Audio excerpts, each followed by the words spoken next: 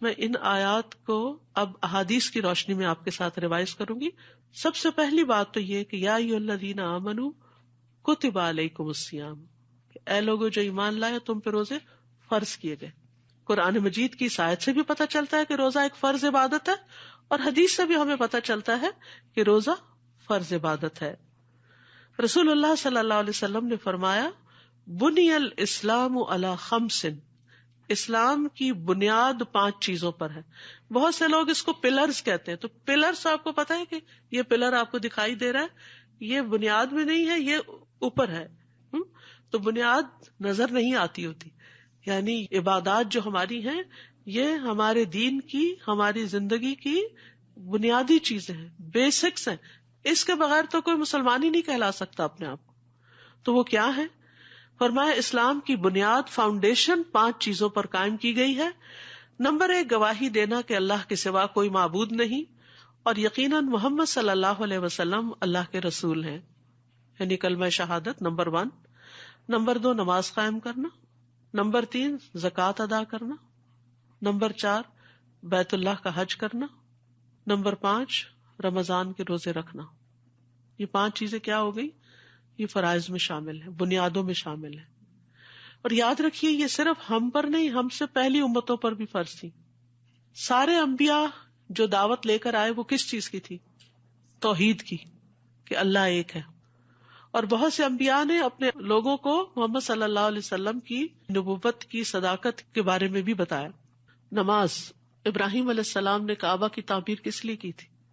کہ میں نے یہ گھر اس لیے بسایا ہے تاکہ اس کے آس پاس رہنے والے نماز قائم کریں، لیقیموا الصلاۃ. اور انہوں نے دعا بھی کیا کی تھی؟ رب اجعلنی مقیم الصلاۃ ومن ذریتی ربنا وتقبل دعا. پھر آپ دیکھیے اگلی چیز ہے زکوٰۃ ادا کرنا. زکوٰۃ بھی پچھلی شریعتوں میں رہی ہے. کان یأمر اہلہ بالصلاۃ والزکوٰۃ، وہ اپنے گھر والوں کو نماز اور زکوٰۃ کا حکم دیتے تھے. پھر بیت اللہ کا حج کب سے شروع ہوا ہے؟ ابراہیم علیہ السلام نے لوگوں کو حج کے لیے پکارا تھا، ٹھیک ہے. اور ابراہیم علیہ السلام سے پہلے کے بھی کہ کعبہ کی تعمیر تو سب سے پہلے فرشتوں نے کی تھی. تو یہ ڈے 1 سے عبادت کا سمبل ہے. اور پھر رمضان کے روزے مسلمانوں پر فرض ہیں، اور پچھلی کتابیں بھی رمضان میں ہی نازل ہوئی. انجیل، تورات، یہ سب رمضان میں آئے. تو رمضان کا مہینہ ایک خاص عبادت کا، ہدایت کا مہینہ ہے. تقویٰ کے بعد دوسرا کی ورڈ جو ہے وہ کیا ہے؟ گائیڈنس، ہدایت. یعنی یہ مہینہ بہت سارے ادھر ادھر لاسٹ لوگوں کو ہدایت پر لے آتا ہے، روزے کے ذریعے، قیام کے ذریعے، قرآن کے ذریعے. اور پھر آپ دیکھیے ہدایت کے درجے ہوتے ہیں. ایک ہوتا ہے بیسک لیول، اور جب علم آتا ہے تو انسان بیسک لیول سے اوپر کے درجے طے کرنے لگتا ہے. آپ جس بھی لیول پر ہیں، یہ مجھے تو نہیں پتا، اور شاید مجھے اپنا بھی نہ پتا ہو کہ میں کس درجے پر ہوں، لیکن جب انسان قرآن سے رمضان میں تعلق قائم کرتا ہے تو یقیناً قرآن کی آیات کے ساتھ ساتھ اس کی ہدایت کا لیول بھی اپ جاتا ہے. تو ہم سب یہ نہ سوچیں ہم نے قرآن پڑھ رکھا ہے، ہم روزے بھی رکھ رہے ہیں، اور کیا چاہیے، نمازیں بھی پڑھتے ہیں، صدقہ بھی کرتے، سب ٹھیک ہے، بہت اچھی بات ہے، لیکن اٹس نیور انف. یہ کافی نہیں ہوتا. ہمیں موٹیویشن چاہیے ہوتی ہے، ہمیں انسپریشن چاہیے ہوتی ہے. وہ بعض اوقات ہم انسانوں سے لے رہے ہوتے ہیں، نہیں، ڈائریکٹ قرآن سے لیجئے، محمد صلی اللہ علیہ وسلم سے لیجئے. تو انشاءاللہ رمضان میں قرآن کے ساتھ ہدایت کا یہ لیول اوپر جائے گا. اور ہدایت بھی 2 طرح کی ہوتی ہے.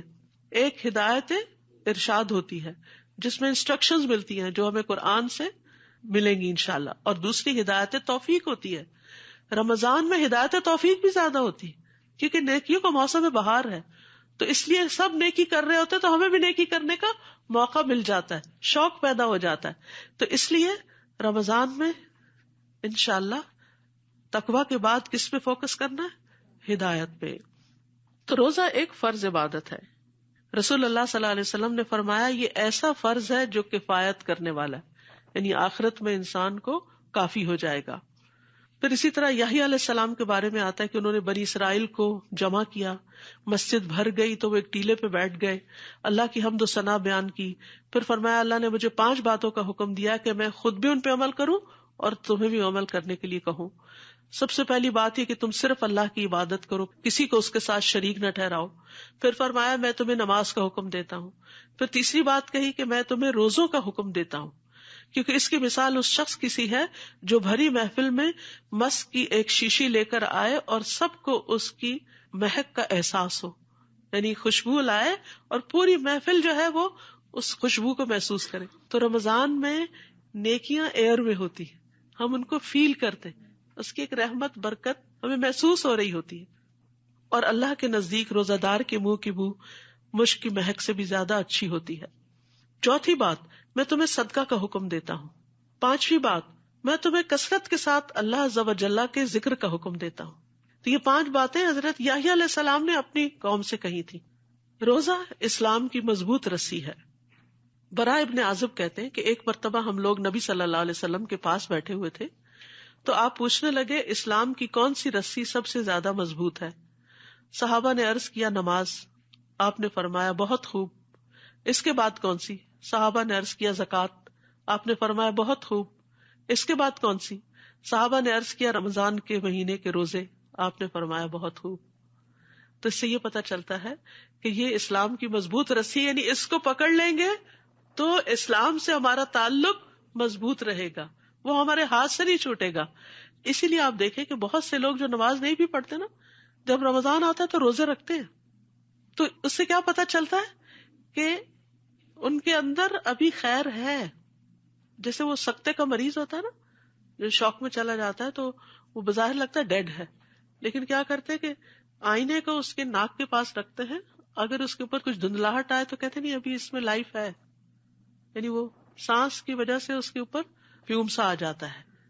تو اسی طرح اگر ایک شخص ٹوٹلی آؤٹ ہے اسلام سے لیکن رمضان آتا ہے اور روزہ رکھنا شروع کر دیتا ہے، اس کا مطلب ہے ابھی اس میں جان ہے، اس میں خیر ہے. رمضان میں اگر یہ قرآن کی طرف آ جائے تو اس کی خیر باہر نکل آئے گی، وہ بہت اچھا بن جائے گا. تو اللہ سبحانہ وتعالیٰ نے ہمیں بہت بڑی نعمت عطا کی ہے کہ ہم اس سے اسلام کے ساتھ اپنے تعلق کو اور مضبوط کریں. کیونکہ رسی کیا کرتی ہے؟ باندھتی ہے. رسی پکڑنے کے کام آتی ہے، یعنی کسی بلند سے بلند پہاڑ پہ بھی آپ کو چڑھنا ہو تو رسی پکڑ پکڑ کے آپ اوپر ٹاپ پہ جا سکتے ہیں. تو اس لیے روزہ جو ہے ایک مضبوط رسی بھی ہے. قرآن کو بھی رسی کہا گیا، وَاعْتَصِمُوا بِحَبْلِ اللَّهِ جَمِيعًا. تو حدیث میں آتا ہے قرآن جو ہے وہ حبل اللہ المتین ہے، اللہ کی مضبوط رسی ہے. پھر سب سے منفرد عمل ہے. رسول اللہ صلی اللہ علیہ وسلم نے فرمایا اپنے اوپر روزے کو لازم کر لو، کیونکہ روزے جیسا کوئی عمل نہیں. خیر کا دروازہ. روزہ کیا ہے؟ خیر کا دروازہ.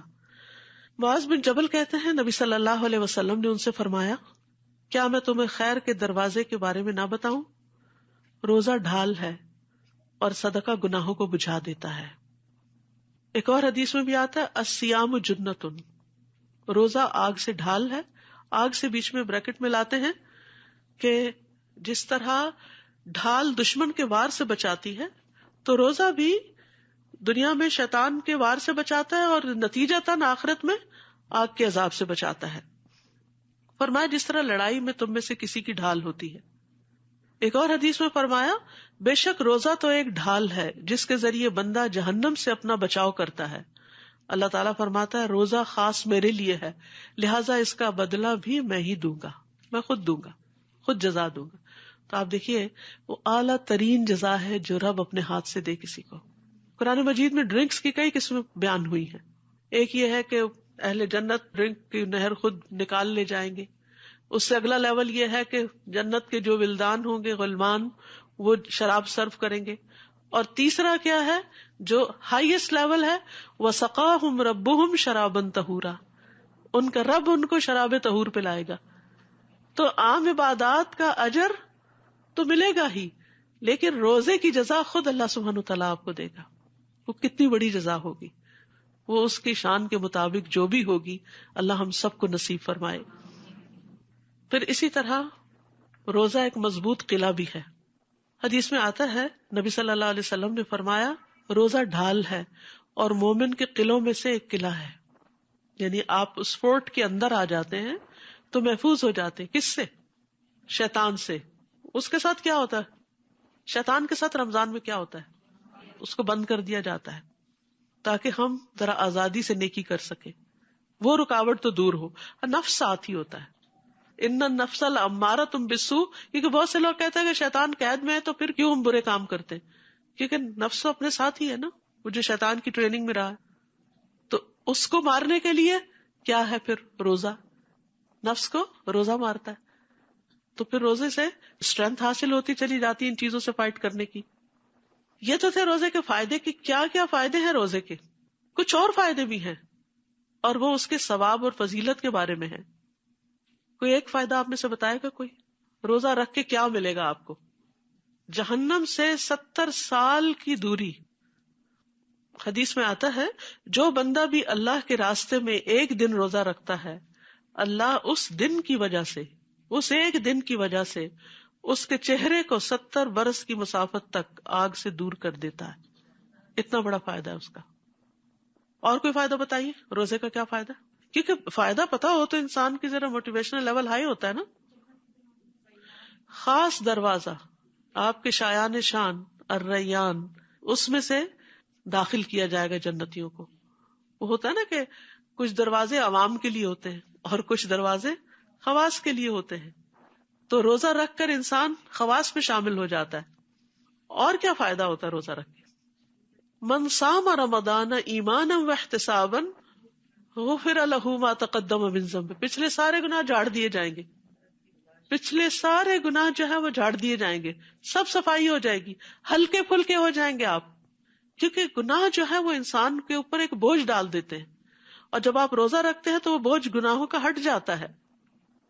پھر اسی طرح روزہ دار کے لیے 2 خوشیاں ہیں. ایک خوشی روز افطار کے وقت ملتی ہے آپ کو، جب آپ پانی پیتے ہیں، کھجور کھاتے ہیں. اور دوسری اللہ کے دیدار کے وقت، اللہ سے ملاقات کے وقت، جب آپ کو اس کا انعام مل رہا ہوگا روزہ رکھنے کا. کتنی بڑی خوش نصیبی ہے، کتنی بڑی فضیلت ہے. روزہ قبر میں بھی مومن کی حفاظت کرتا ہے. قبر میں جب انسان کو دفن کیا جاتا ہے تو نماز اس کے سر کی طرف آ جاتی ہے. حدیث میں آتا ہے میت کو جب قبر میں رکھا جاتا ہے تو وہ ان کے پلٹ جانے کے وقت جوتوں کی آواز سن رہا ہوتا ہے کہ چھوڑ کے جا رہے ہیں مجھے. اب اگر وہ مومن ہوتا ہے تو نماز اس کے سرہانے ہوتی ہے. روزہ دائیں طرف آ جاتا ہے، زکوٰۃ بائیں طرف آ جاتی ہے. دیگر نیک کام، صدقہ خیرات، صلہ رحمی، نیکی، لوگوں سے اچھائی، دوسروں کے کام آنا پاؤں کی طرف آ جاتا ہے. تو جب اس کے سر کی طرف سے کوئی چیز آتی ہے تو نماز کہتی ہے ادھر سے رستہ نہیں. دائیں طرف سے کوئی چیز، کوئی عذاب، کوئی ہو سکتا ہے کیڑے مکوڑے یا ایسی چیزیں جو تکلیف دینے والی ہو، اس کہتے ہیں نہیں ادھر سے بھی رستہ نہیں. روزے اس کو بلاک کر دیتے. بائیں طرف سے زکوٰۃ بلاک کر دیتی ہے، پاؤں کی طرف سے باقی نیکیاں بلاک کر دیتے، اور انسان سیف اینڈ ساؤنڈ ہو جاتا ہے. تو کتنے فائدے کی چیز ہے نا، جو ہر موقع پر کام آنے والی. پھر یہ کہ روزہ قیامت کتنے سفارش بھی کرے گا کہ اللہ اس کو بخش دے، میں نے دن کے وقت اسے کھانے اور خواہشات کی تکمیل سے روکے رکھا، اس کے بارے میں میری سفارش قبول کر لے. قرآن کہے گا میں نے رات کو اسے سونے سے روکے رکھا، اس کے حق میں میری سفارش قبول کر لے. چنانچہ دونوں کی سفارش قبول کر لی جائے گی. پھر روزہ جنت میں لے جانے والا عمل ہے. اصل میں جب روزے کے فائدے کی بات ہوتی ہے نا تو عام طور پر صرف دنیا کے بینیفٹس دیکھ رہے ہوتے ہیں کہ ہمیں کیا ملے. اصل میں کلا بل تحبون العاجلہ، ہم سب کے اندر ہے کہ جلدی ہمیں کیا ملے گا، لیکن تھوڑا سا اس سے آگے جائیے جو ہمیشہ کے لیے مل جائے گا اور وہ بڑا فائدہ ہے.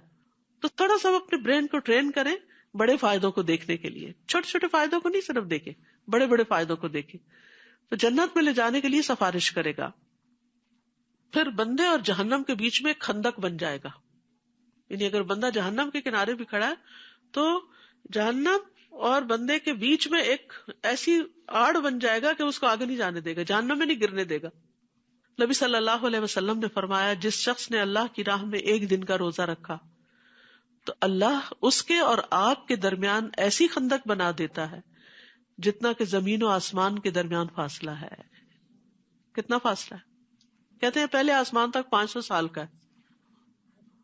یعنی اتنا بڑا گیپ آ جائے گا کہ انسان جہنم میں نہیں جائے گا. ہم سب کو آگ سے ڈر لگتا ہے نا، اور کچھ لوگوں کو تو باقاعدہ فوبیا ہوتا ہے کہ ہائے یہاں نہ آگ لگ جائے، اس گھر کو نہ لگ جائے، اس جگہ کو نہ، اس گاڑی کو نہ لگ جائے، اس کو نہ لگ جائے. تو اگر اس کو فوراً ہم ریلیٹ کریں نا آخرت کی آگ سے، اور یہ یاد رکھیں کن کن چیزوں سے وہ آگ بھڑکتی ہے، تو اس کو ٹھنڈا کرنے کے لیے روزہ فائدہ مند ہے. تو رمضان میں نمبر 1 کرنے کا کام روزہ اور روزے کے فوائد آپ نے دیکھ لیے. اس کے علاوہ ہیلتھ بینیفٹس وغیرہ بھی ہیں، لیکن یاد رکھیے روزہ ہیلتھ بینیفٹس کے لیے نہیں رکھنا. وہ تو مل ہی جائیں گے، وہ اگر نیت نہیں بھی ہوگی نا وہ بینیفٹس تب بھی مل جائیں گے، کیونکہ روزہ رکھنا ہے اللہ کی خاطر. ہمارے دین میں نیت بہت زیادہ کاؤنٹ ہوتی ہے. یعنی یہ نہ سوچے اچھا کوئی بات نہیں ڈائٹنگ ہی ہو جائے گی، اچھا کوئی نہیں ذرا میری کھانے کی عادتیں ٹھیک ہو جائیں گی. ہو ہی جائیں گی، تو جو چیز ہو ہی جائے گی اس کے پیچھے کیا پڑنا. اصل دیکھیں اس کو جو ہمیں حاصل کرنا ہے، اور وہ آخرت کے بڑے درجات ہیں. ٹھیک ہے. دوسرا کرنے کا کام کیا ہے رمضان میں؟ قرآن سے تعلق.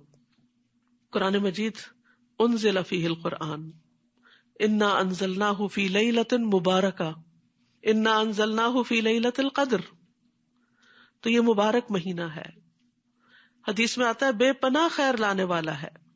جب رمضان آیا تو نبی صلی اللہ علیہ وسلم نے فرمایا بے شک تم پر یہ مہینہ آ گیا اور اس میں ایک ایسی رات ہے جو 1000 مہینوں سے بہتر ہے. جو اس سے محروم رہا وہ ہر طرح کی خیر و بھلائی سے محروم رہا، اور اس کی خیر سے محروم وہی ہوگا جو واقعی محروم رہے گا. اس کے بعد پھر اس سے کسی خیر کی توقع نہیں کی جا سکتی.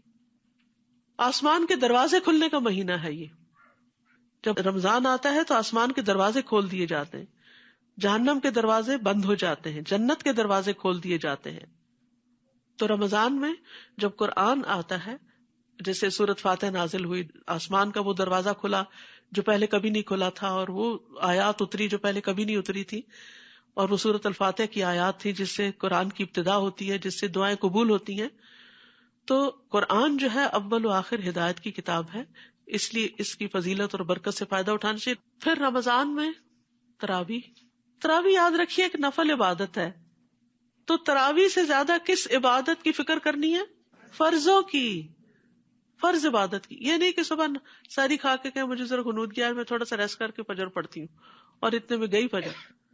آپ کو نہانے کی ضرورت ہے، اچھا ابھی نہاتی ہوں اور اتنے میں سورج نکلنے کے قریب ہو گیا اور گئی فجر. یہ غلطی کبھی نہیں کرنی. نمازوں کی حفاظت، قرآن مجید میں اللہ تعالیٰ فرماتے ہیں حافظوا علی الصلوات والصلاۃ الوسطی، نمازوں کی حفاظت کرو، خاص طور پہ درمیانی نماز. درمیانی کون سی ہے؟ عصر. یہ نہ ہو کام سے واپس آئیں اور سوئیں اور افطار کے وقت آپ کو اٹھایا جائے اور گئی عصر. نہیں، ٹارگٹ یہ رکھے ایک نماز نہیں ہاتھ سے جانے دینی انشاءاللہ، اور وقت پر پڑھنا ہے ان کو. اور جب فرض انسان ادا کرتا ہے نا تو اس کو اللہ تعالیٰ کا قرب ملتا ہے. حدیث میں آتا ہے فرائض کی ادائیگی سے زیادہ بندہ کسی چیز سے میرا قرب حاصل نہیں کرتا. قرب کا کیا مطلب؟ اللہ کے کلوز ہونا. ہر ایک کا دل چاہتا ہے وہ اللہ کے کلوز ہو، اور جو اللہ کے قریب ہو جاتا ہے اس کو پھر ہر طرح کے بینیفٹس مل جاتے ہیں. اب دیکھیے کہ ہم دنیا میں جن لوگوں سے زیادہ قریب ہوتے ہیں، مشکل میں وہ ہمارے کام آتے ہیں، ان سے محبتیں زیادہ ملتی ہیں. تو یعنی خاص قرب حاصل کرنا جو ہے وہ نمازوں کے ذریعے اور فرض ادا کرنے کے. اور پھر اللہ تعالیٰ فرماتے ہیں کہ پھر جب میں اس سے محبت کرنے لگتا ہوں، اس کا کان بن جاتا ہوں جس سے وہ سنتا ہے، اس کی آنکھ بن جاتا ہوں جس سے وہ دیکھتا ہے، یعنی اس کے اندر ایک وزڈم آ جاتی ہے. اس کا ہاتھ بن جاتا ہوں جس سے وہ پکڑتا ہے، اس کا پاؤں بن جاتا ہوں جس سے وہ چلتا ہے. یعنی اس کی زندگی ہی بدل جاتی ہے. اور اگر وہ مجھ سے کچھ مانگتا ہے تو میں اسے ضرور دے دیتا ہوں، اور اگر وہ مجھ سے پناہ مانگتا ہے تو میں اس کو پناہ بھی دیتا ہوں. تو ہمیں رمضان میں فرض نمازوں کی پابندی کرنی ہے، اور پھر نفل رات کا قیام بھی. اول رات کریں، فرض پڑھ کے عشاء کے سو کے درمیان رات کریں، آخری حصے میں کریں، جب جی چاہے کریں، کوئی پابندی نہیں. اول رات میں کیوں کر لیتے ہیں سب عشاء کے بعد ہی؟ آسانی کے لیے، تاکہ ایک ہی دفعہ پھر سو جائیں، آرام کر لیں. اور پھر دوسرا یہ کہ مساجد میں اسی وقت میں ہوتا ہے تو انسان سب کے ساتھ مل کے جب کرتا ہے تو آسان ہو جاتا ہے. اگر آپ گھر میں بھی کر رہے ہیں نا، ایک جگہ مقرر کریں. یہ نہیں آج یہاں جائے نماز ڈالی کل وہاں نہیں. اپنا ایک پریئر کارنر بنائیں، اس میں اپنا ایک ماحول بنائیں. زید بن ثابت کہتے ہیں کہ رسول اللہ صلی اللہ علیہ وسلم نے رمضان میں ایک حجرہ بنا لیا یا بوریے سے اوٹ کر لی، یعنی کرٹن ڈال لیا. پھر آپ نے کئی راتیں اس میں نماز پڑھی، یعنی سیکلوڈ ہو کے. صحیح مسلم میں آتا ہے فرض نماز کے بعد سب سے زیادہ فضیلت والی نماز رات کی نماز ہے. قیام اللیل رب کے قریب کرنے اور گناہوں سے دور کرنے کا ذریعہ ہے. قیام میں خوب تھکنے کو پسند کیا گیا ہے. نبی صلی اللہ علیہ وسلم کے اپنے پاؤں پر ورم آ جاتا تھا. رمضان کی راتیں غفلت میں نہیں گزارنی چاہیے، کھانے پینے، کھیل کود، سوشلائزنگ نہیں. آخری عشرے میں زیادہ محنت کریں، گھر والوں کو بھی قیام کی رغبت دلائیں. نبی صلی اللہ علیہ وسلم کی سنت ہے یہ، یعنی بچوں کو بھی ساتھ شریک کریں. لیلۃ القدر کی تلاش میں سستی نہ کریں، یہ بھی ایک ٹارگٹ سیٹ کرنا ہے. 21ویں، 23ویں، 25ویں، 27ویں، 29ویں رات کو خاص عبادت. قرآن مجید سے متعلق یہ کہ تراویح میں کوشش کریں کہ ایک پورا قرآن مکمل ہو جائے، دوسرا آپ کا ویسے ناظرہ پڑھ کے مکمل ہو جائے، تیسرا آپ کا سمجھ کے دورہ قرآن میں پورا ہو جائے. تو اللہ سے دعا کریں کہ یہ سارے ٹارگٹس میٹ کر سکیں. پھر کثرت سے اللہ کا ذکر کرنا، کام پہ جا رہے ہیں، کوکنگ کر رہے ہیں، لیٹے ہوئے ہیں، نیند نہیں آ رہی تو ذکر کرنا شروع کر دیں، نیند آ جائے گی. کثرت سے اللہ کا ذکر، کیونکہ سب سے بہترین روزہ وہ ہے جس میں زیادہ سے زیادہ اللہ کا ذکر ہو. اور ذکر کی کئی قسمیں ہوتی ہیں، جیسے اللہ کے ناموں کا ذکر، اس کی صفات کے ساتھ اس کا ذکر، پھر تسبیح، سبحان اللہ، الحمدللہ، اللہ اکبر، لا الہ الا اللہ، لا حول ولا قوت الا باللہ، یہ سارے بھی ذکر ہوتے ہیں. پھر اسی طرح استغفار بھی ذکر کی ایک قسم ہے، آیت کریمہ بھی ذکر کی قسم ہے.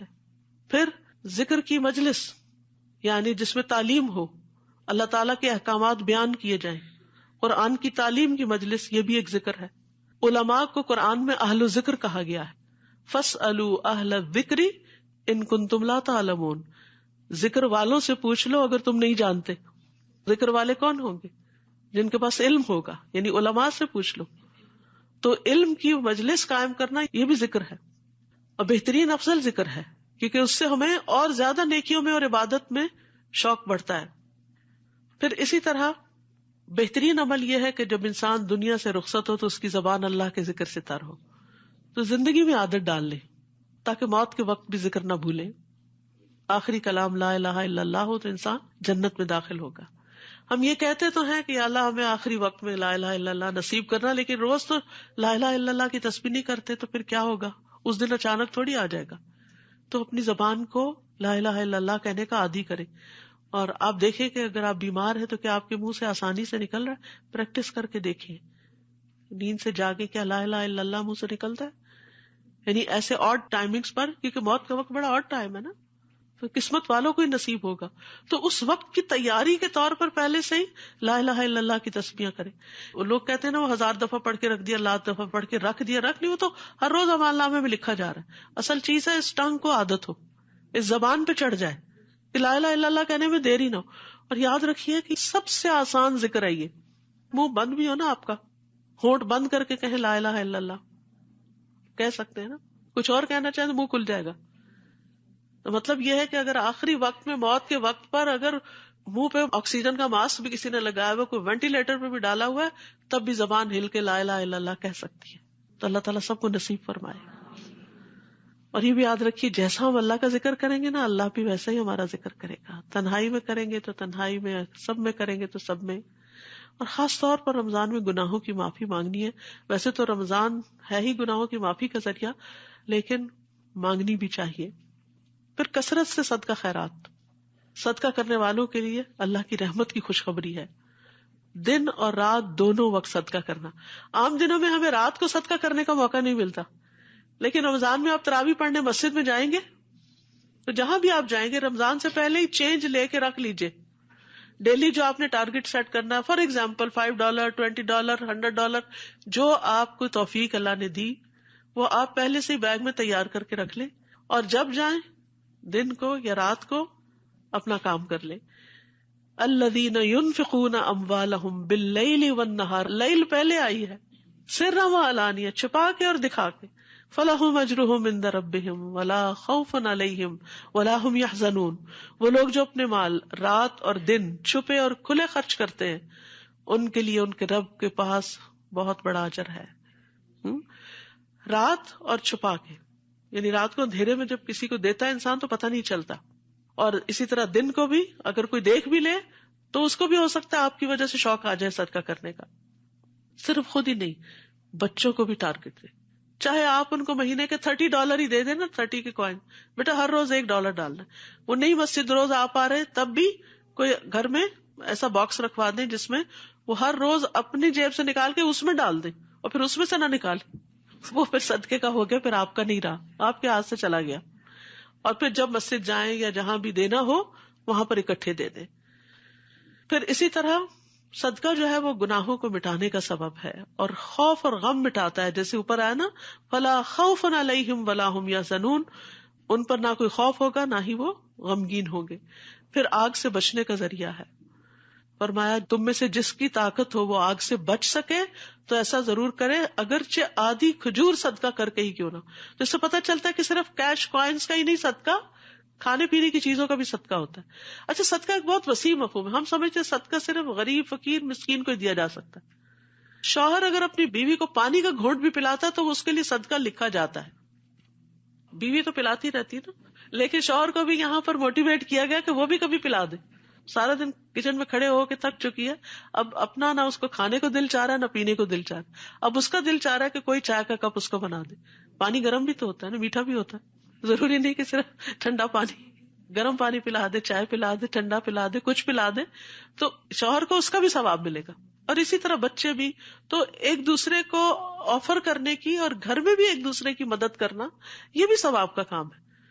پھر اسی طرح اپنی سحری بنانا یا افطاری بنانا، اس کو بھی نیکی کی نیت سے کریں گے تو وہ بھی انشاءاللہ اس میں شمار ہوگا. پھر اسی طرح 7 طرح کے لوگ ہیں جن کو اللہ تعالیٰ اپنے سائے میں جگہ دے گا، جس دن کوئی سایہ نہ ہوگا اس کے سائے کے سوا. ایک وہ شخص جس نے صدقہ کیا مگر اتنا چھپا کے کہ اس کے اپنے بائیں ہاتھ کو بھی پتہ نہیں چلا کہ دائیں ہاتھ نے کیا دیا. تو چھپا کے خرچ کرنے کی عادت بھی ڈالے، کسی کو پتہ ہی نہ ہو، کسی کو بھی نہ پتا ہو سوائے اللہ کے. صدقہ ویسے تو عام دنوں میں بھی کرنا چاہیے، لیکن نبی صلی اللہ علیہ وسلم کی سنت کیا تھی کہ رمضان میں جب جبریل علیہ السلام سے ملتے تھے تو تیز آندھی سے بھی زیادہ سخی ہو جاتے تھے. یعنی آپ کی خیر ہر ایک کو پہنچتی تھی، یعنی سب کے ساتھ کچھ نہ کچھ بھلائی، کچھ نہ کچھ بھلائی. رشتہ داروں کا بھی خیال رکھنا ہے، غریبوں مسکینوں کا بھی رکھنا ہے، دینی اداروں کا بھی رکھنا ہے، مساجد کا بھی رکھنا ہے. یعنی جہاں کوئی نیکی اور خیر کا کام نظر آئے اس میں حصہ ڈالنے کی کوشش کرنی ہے. حدیث بہت ہی خوبصورت ہے. جبریل علیہ السلام رمضان کی ہر رات میں آپ سے ملاقات کرتے، ہر رات میں ریگولرلی، اور آپ کے ساتھ قرآن کا دور کرتے. غرض رسول اللہ صلی اللہ علیہ وسلم لوگوں کو بھلائی پہنچانے میں بارش لانے والی ہوا سے بھی زیادہ جود و کرم فرمایا کرتے تھے. یاد رکھیے، الکلمۃ الطیبۃ صدقہ، اچھی بات کسی کو بتا دینا صدقہ. بعض اوقات کوئی آپ سے سوال کرتا ہے، مسئلہ پوچھتا ہے، آپ کہتے کیا اس کو اتنا بھی نہیں پتا؟ میں نہیں بتا رہی اس کو، پہلے بتایا تو تھا، پھر دوبارہ وہی بات پوچھ لے. نہیں تو بچوں کے ساتھ ہم یہی کرتے. نہیں، اچھی بات ہے نا، کر لے گا کوئی عمل تو آپ کو ہی ثواب ہوگا، وہ بھی صدقہ ہے. الکلمۃ الطیبۃ صدقہ، کلمہ طیبہ صدقہ ہے. رمضان میں خصوصاً روزہ افطار کروانا صدقہ ہے. مختلف مساجد میں جو افطاری کا انتظام ہوتا ہے اس میں کھلے دل سے پیسے ڈالنا، کیونکہ گھر میں بلا کے بعض اوقات اہتمام تو کرتے ہیں لیکن اس میں اتنی مصروفیت ہو جاتی ہے کہ پھر وہ نمازوں کا اور بہت سا اور کام کرنے کا جو ہے نکل جاتا ہے.